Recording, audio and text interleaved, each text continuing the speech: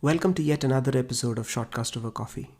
Napoleon once said, "I would rather suffer with coffee than be senseless." If you're a coffee connoisseur, this episode is just for you. Not many people start their day without a cup of coffee. It may be drip coffee from a nearby convenience store or a fancy white chocolate mocha.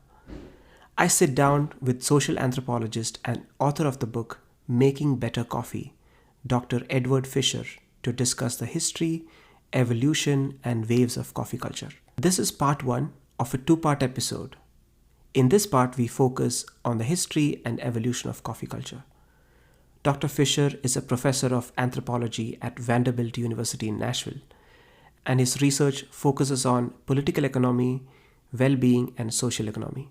He is a highly cited researcher and an expert in his field who has also co-founded the social enterprise Mani Plus that develops and produces locally sourced complementary foods to fight malnutrition in Guatemala. We will deep dive on that aspect in part two, but without further ado, let's move on to the conversation. Thank you so much, Dr. Fischer, for your time. I actually grew up in small towns in the south of India. It's a significant producer of coffee, but till the age of about 16, I had only tasted one kind of coffee. It's only after I moved out for college did I realize that coffee actually comes in so many forms. I know you're a social anthropologist and have a diverse field of interests, but what sparked your interest in researching coffee? Well, one thing is that I drink coffee, and I think many of us are interested in things that affect our own lives, right? And so many people in the world, myself included, have a personal relationship with coffee. I remember when I first started drinking coffee, certain coffee shops have been really important in my life as I was studying in college or graduate school. So there's a little bit of that personal connection to it that drew me to studying coffee. It's also the case that I've long worked in Guatemala with Mayan peoples in Guatemala. And Guatemala has a particular history with coffee. It's associated with a largely German-based oligarchy in Guatemala that controls the large coffee plantations. Labor conditions on those plantations are generally perceived to be awful, sort of the poster children of neo-colonial kinds of exploitative labor. And so I thought I knew the story of coffee in Guatemala. I'm a Guatemalan expert. I've spent most of my career studying Guatemala. Coffee is a big part of the history. And so I thought I knew that. And then some years back, about 10 or 12 years ago, I was actually in a meeting with some coffee people. And they were saying that the market for coffee has changed so much that there's this move drinking higher quality coffee. Consumers in the global north are willing to pay a lot more for their cups of coffee.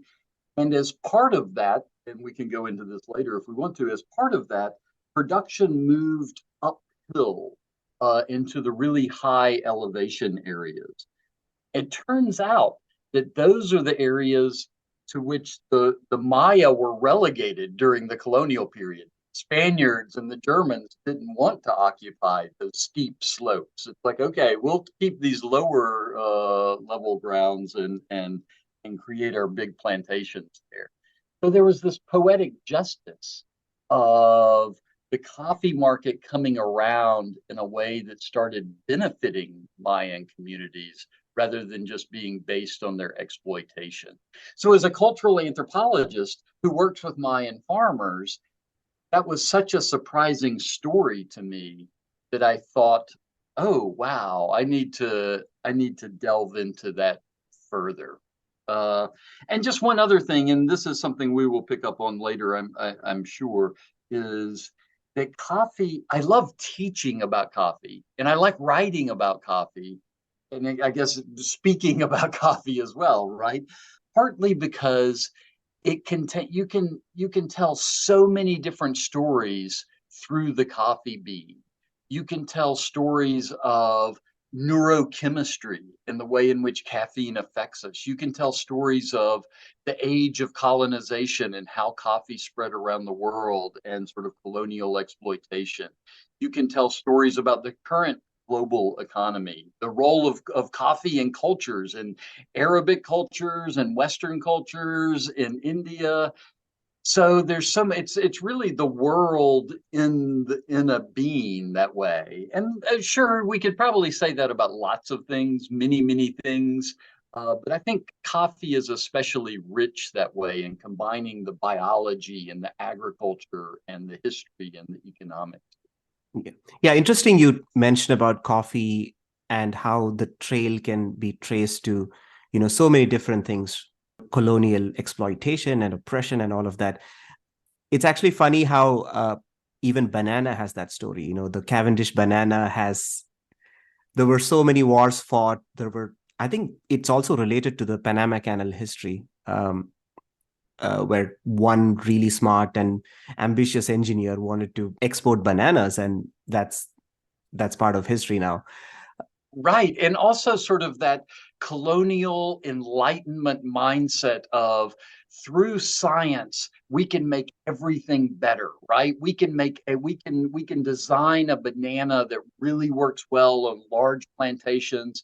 This thing that used to be a luxury item, right? An exotic luxury in the global north anyway, becomes super cheap in the early 20th century because of all of these innovations.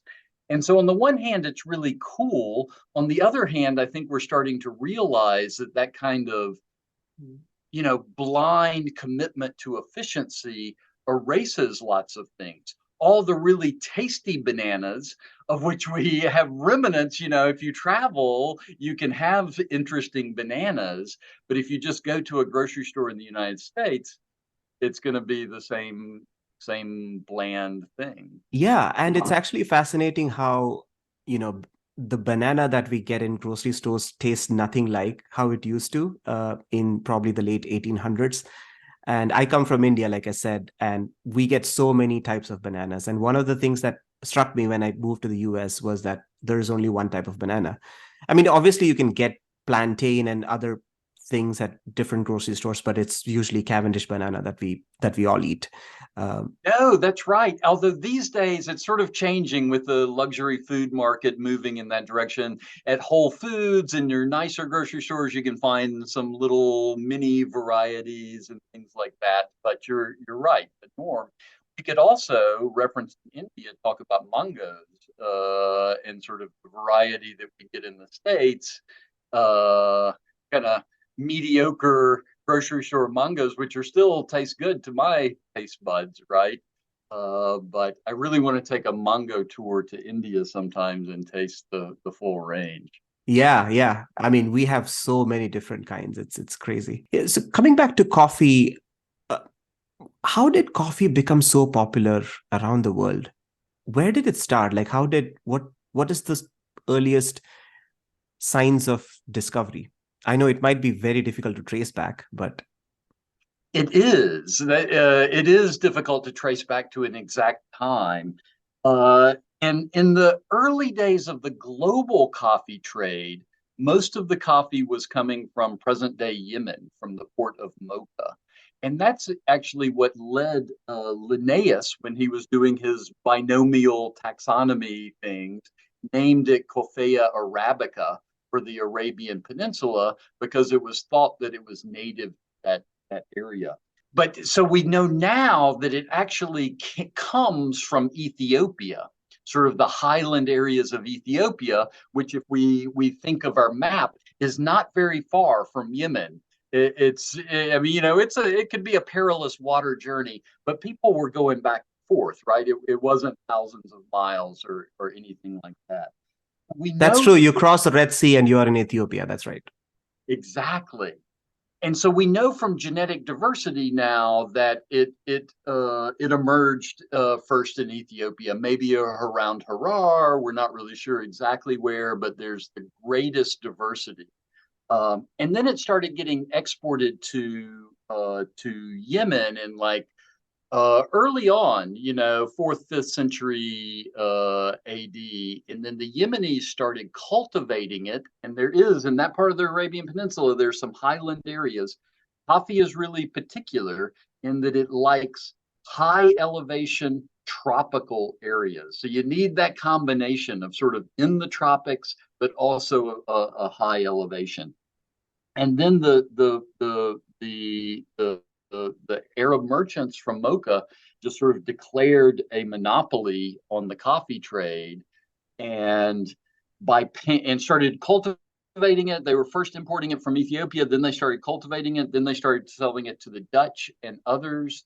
And on pain of death, could someone take a live seedling out of Mocha? This was how much, and so they were able to control the global coffee trade for a couple of 300 years, maybe 300 plus years, which is pretty incredible. I've heard similar story about nutmeg from Indonesia. Yeah, exactly. And in fact, Amitav Ghosh has this book, newish book out, The Nutmeg's Curse, which is a brilliant history of nutmeg's expansion. Yeah, yeah. So back in those days, did the Arabs know to get the seed out, roast it? What was the right temperature? How good of an expert were they? So the who really knows, right? So all the stories about when it first started being consumed as what we would consider to be coffee are a little shrouded in myth and a bit apocryphal. One is that an Ethiopian goat herd, Kaldi, and many coffee shops now are named Kaldi after this. This goat herd saw his goats eating coffee, cherries and beans and getting all excited, and so tried it out. Uh, it's unclear who first started drinking coffee or consuming coffee. Uh, One neat thing, I'll come back to the history of it, but one neat aside is early days in Ethiopia, it looks like they made these kind of proto energy bars with fat and coffee beans ground up in it, and they would create these little balls that could last for a long time. And if you were going on a long journey, you could just sort of eat those like we would a Cliff Bar or something, which is kind of cool, that they were doing that. Early days in Yemen, though, what is today Yemen and Mocha, there was some skepticism around coffee because of Muslim prohibitions against intoxicants. And so it was a big debate among many imams of, oh, well, is it like wine? Is this an intoxicant? It changes people's perceptions. But the Sufis, who were very much dedicated to staying up all night and praying, started using it as a prayer aid, and were able to successfully lobby, essentially, that this is actually, it helps us become closer to God rather than an intoxicant would take us further away. And there were controversies. A prominent imam in Mecca outlawed it for a bit, but then that got rescinded. But eventually it spread across the Arab world. And there was really when we talk about the European Enlightenment, we emphasize the role of coffee shops in that as places that were what we would call today third spaces, right? They weren't the church, they weren't business, they weren't the home, they were this other space where people could come together. That really got pioneered hundreds of years earlier in the Arab world, and having different, all men, right? So it's not like this was some democratic paradise. But for that time, men of different social ranks coming together in coffee shops and having discussions, which is probably not unrelated to I don't know, I guess what we could call the Arab Enlightenment, right? That gave us geometry and medicine and all of these things that the Europeans later co-opted. Oh, so coffee did play a huge part in Renaissance. Absolutely. Absolutely. In the Arab world, as I was just explaining, but then we go to Europe, and so then 1500s, 1600s, really 1600s, 1700s, coffee shops are starting to pop up in London and Amsterdam and Hamburg and Paris, Vienna, and until that time, Northern Europeans were consuming a remarkable amount of beer every day, several liters, because it was safer than water to drink. And the gin taverns were really popular. And so, I mean, we would say that there was just a wave of alcoholism and, sort of pre-enlightenment, pre-coffee shop Europe. The coffee shop coming on the scenes didn't totally get rid of that, but it provided this alternative where people were consuming a drug like alcohol. We would call it a drug. It affects our mental state, but one that heightened concentration, that stimulated rational debate rather than sort of drunken brawls. And so, yes, historians, Jürgen Habermas in particular, but various historians really credit coffee shops and that shift away from a centuries-long beer buzz in Europe, essentially, to the Enlightenment emerging in coffee shops. So secularism, democracy, capitalism, individual freedom, all of these things got debated in the coffee shops in London and Amsterdam and Hamburg and those places. Yeah, and eventually it became the most legal drug in the world, I Yeah, and guess. so effective that we don't even really think of it as a drug anymore. Sometimes when I'm giving talks and I emphasize that it is a drug, uh, people are a little uncomfortable with that because we have a different connotation for drug, right? That it's, but yeah, it absolutely affects us. And that's not unrelated to its spread around the world and its colonial expansion. That it is a drug that people like and that started to want. It's not like cocaine or even alcohol in terms of creating a dependency. But we all know, we've all heard people say, oh, I'm not myself, I haven't had my coffee yet, or using that as an apology. And that's basically saying, I'm so dependent on this drug that I can use it as an excuse to be forgetful or to be whatever. When you think back, when did people start to mix milk with coffee? Ooh. Oh man, that is a really good question that I'm not going to be able to absolutely answer.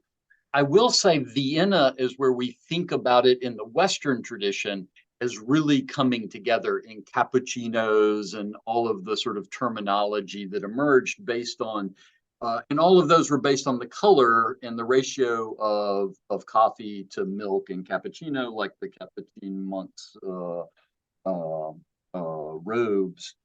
Uh, I'm not really sure. That's a great question. Uh,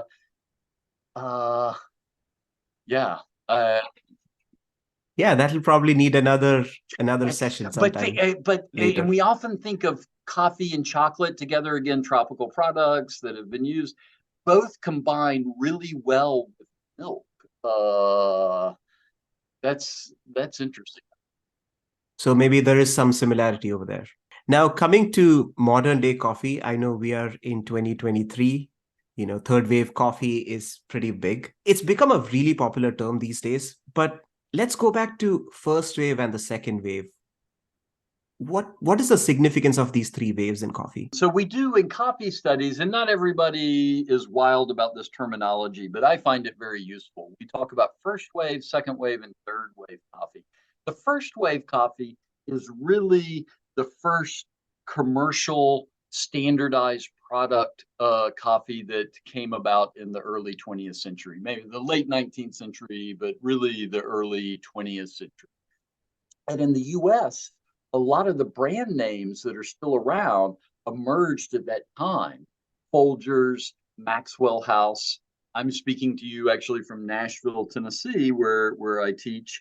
And Maxwell House was a hotel here that had a coffee blend that was especially popular. And so they started selling it nationwide.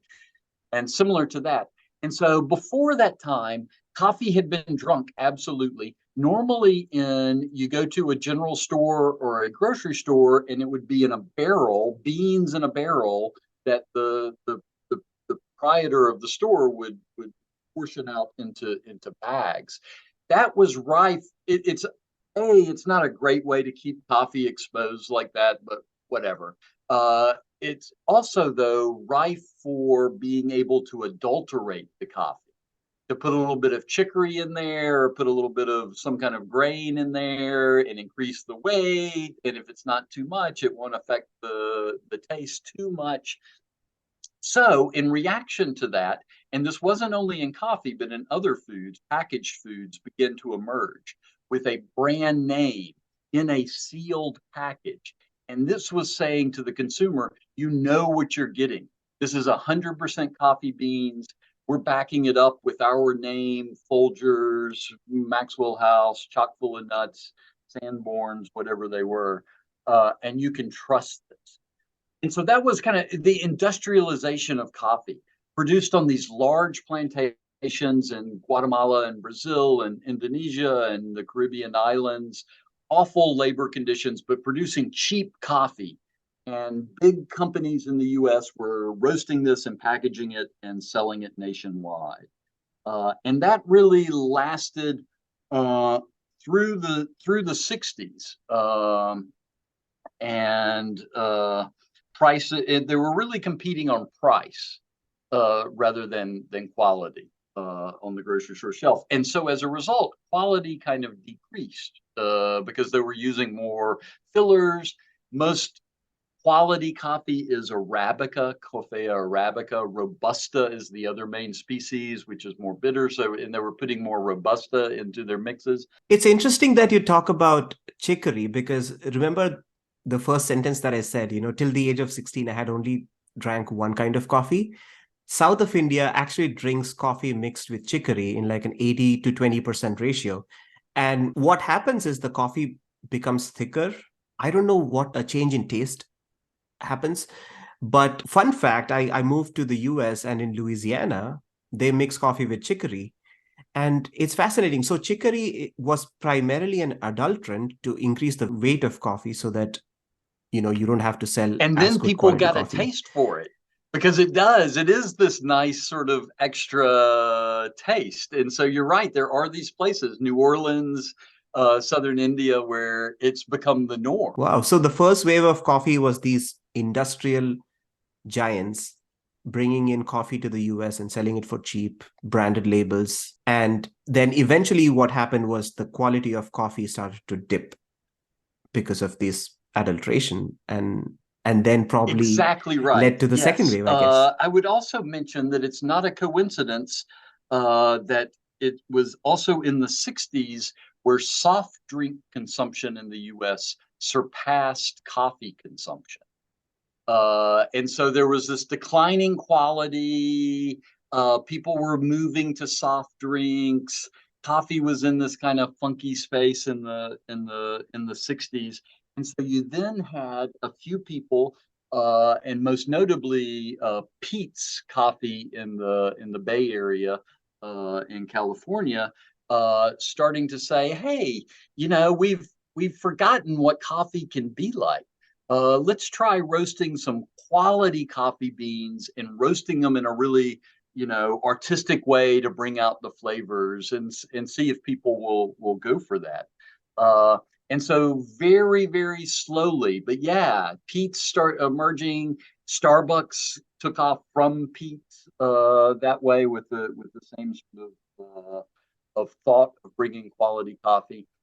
We see that now in so many areas, right? Heirloom tomatoes and single barrel bourbons and single origin chocolates. And we're moving in that direction in many, many areas. In coffee, that really went slowly through the 1970s. And then by the 1980s, second wave roasters are popping up in cities across the US. In New Orleans, where I was living at the time, it was PJ's Coffee. Here in Nashville, a local roaster, Bongo, opened in 1993, I think. So in that 80s, 90s, local roasters were popping up around the states, selling more particular kinds of coffees and for a higher price. And all these roasters would specialize in roasting the Arabica beans, but how did they distinguish themselves with each other? Just the dark medium Great question. Yeah, pretty roast? much. So it was So during that time, you had the emergence of a couple of named regions, primarily Kona from Hawaii and Blue Mountain from Jamaica. And so you had some sort of regions like that, but they were trying to differentiate their coffees by area. So you could buy Guatemalan coffees or Kenyan AA coffees or things like that. But primarily it was on the roast. And so a French roast or a Viennese roast or a light roast or something like that. And then mixing with milk, different kinds of drinks. So cappuccinos and frappuccinos. And that during that time, during the second wave, this detracts a little bit from the flavor of coffee as coffee, but all the syrups that they started putting in really took off during that period. It was this movement away from just coffee, or maybe if Folgers was really trying to distinguish themselves on quality, they would say 100% Arabica coffee on their beans or something like that. To, okay, this is a Kona, or this is a Kenyan coffee. This is a French roast coffee as opposed to a lighter roast coffee or something like that.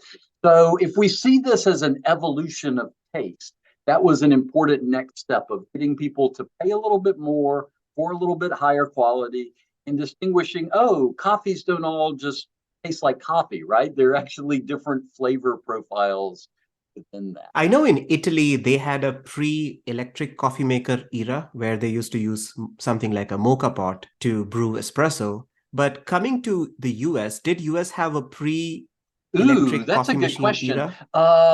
Yeah, but it was a lot of home roasting in the very early days. What we would call today cowboy coffee, right? Crushing it up, pouring hot water over it, letting the grind settle in the bottom, or scooping them out. But nothing like the Right. cool Italian. Yeah, I think the second wave of coffee also coincided with rapid industrialization and more availability Absolutely. of coffee machines. And this brings up an important distinction in the coffee world.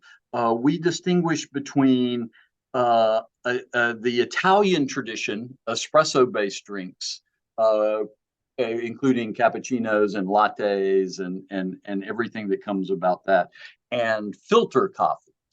And so the second wave was come somewhere in between. Starbucks and many of the second wave coffee shops were really pushing the espresso based drinks, but at the same time selling these beans from their regions.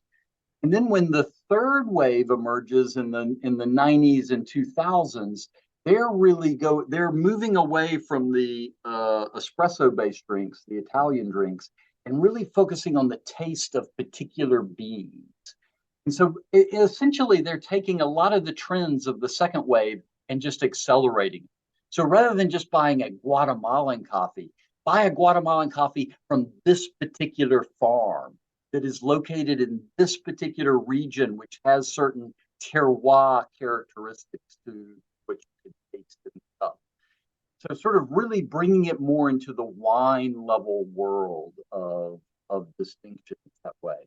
And most all of those are with filtered coffees and not espresso coffees. Interesting that you bring this up because for an average taster, I know there are super tasters for whom tastes hit entirely differently. But for an average taster, can can they actually distinguish, or do they have a palate that is fine enough to distinguish and appreciate coffee the way the third wave coffee markets And coffee? one that the third wave coffee world wrestles with a lot. The simple answer, and when people ask me, that is a question that I get often. I tell them, absolutely yes. At a basic level, I could uh, serve you. Okay. Let me go into a little bit more of the distinctions between third wave coffees. A traditional, what we think of as traditional coffee taste, kind of chocolatey and maybe a little bit of tobacco and rich and deep. Uh, those normally come from washed beans, and this goes into. I tell people also you would pay $50 a pound if you knew how many hands had to touch each one of those Those cherries have to be picked individually because you want them just when they're exactly ripe. If you get them too green, they're not any good. And the bundles of cherries will have some green and some red. So these pickers have to go through by hand and pick out the individual cherries. Then they have to get depulped, and then they have to get dried, and then they have to get milled. It's a whole process that lots of people's hands touch this. That's the traditional washed process that produces what I call coffee flavors very often. What's popular in recent years is a rediscovery of the natural process. Just lets cherries out. Coffee is a fruit. There's a cherry, and the bean is inside the cherry. You put the cherries out and you let it rot off of the beans. And that produces an enzymatic reaction that changes the flavor of the beans and brings out like citric acids. It brings out different acids and fruity and floral flavors to coffee. So that's a long way of leading up to saying, and right now these naturals are really popular. They're earning the biggest premiums on the market. We could sit down right now and I could serve you a classic washed Arabica and one of these crazy naturals with like bubble gum and lavender and all of these flavors. You could absolutely tell the difference. No training necessary, nothing. It's just like, wow, these are different. So the easy answer is yes. The more nuanced answer is we always learn our taste. Taste or not, humans seem to have a natural affinity to sweetness. We actually, a colleague in Denmark has been arguing lately that we also have a natural affinity to umami, that earthy mushroom meaty flavor. So we probably do have a little bit of built-in preferences, but beyond that, really our tastes are learned. I'm a cultural anthropologist, right? So we focus on that. You grew up with learning a different taste profile than I did, and that's going to affect it. That can change over time, and we can expand our palates, but it changes how we taste things, or how pleasurable we find certain tastes. So the long answer is people really have to be educated to learn to appreciate these new coffees. When I first tried one of these naturals, I didn't like it because it didn't taste like coffee to me. I've learned to appreciate it, and now I do like them. My go-to, my everyday coffee is still a coffee, a tradition. I like that flavor profile, but I also like to try. I had one not long ago that was just like a blueberry bomb in your mouth. And that's cool too, right? It's like, wow, there's an artisanry of pulling out different flavor profiles and learning to appreciate those. And they're often much more like tea in some ways, or they're just different than coffee. Yeah, it's interesting you bring the fact that nuanced coffee does taste different even for an average taster. To go back to coffee shops these days and third wave coffee especially, is the high price justified? On an average, an American would pay something like $7 to $8 for a third wave kind of coffee shop, and then the general coffee stores would be like $4 to $5. And many financial advisors usually say that the first thing to save money is cut down on coffee, and you can make it for 10 cents at home, and you need to pay $4 or $5 at the coffee shop. So is the price justified? And I have a few follow-up questions. But so an economist would say if people are paying it, then it's worth it to them. And so ergo it's justified. If we look at it in terms of like who's getting what percentage of that $7 along the supply chain, that's a very different question. And many consumers would be shocked at how little the farmers who are really doing the backbreaking work on this are getting out of that. At the same time, to be fully fair, I will say and a lot of activists around coffee, and I basically agree with this, that farmers need to be receiving a greater percentage of coffee price, especially on these high-end coffees. That is absolutely true. At the same time, we shouldn't ignore packaging is a huge cost. It's a huge percentage, and for fine coffee where you need to have a valve on the package so that the gases are able to escape, that's not cheap. Renting space in the United States or in a metropolitan area, that's not cheap. So I'm also sympathetic to these cafe owners who are trying to get by too, right? And yeah, some people are making a lot of money off of this.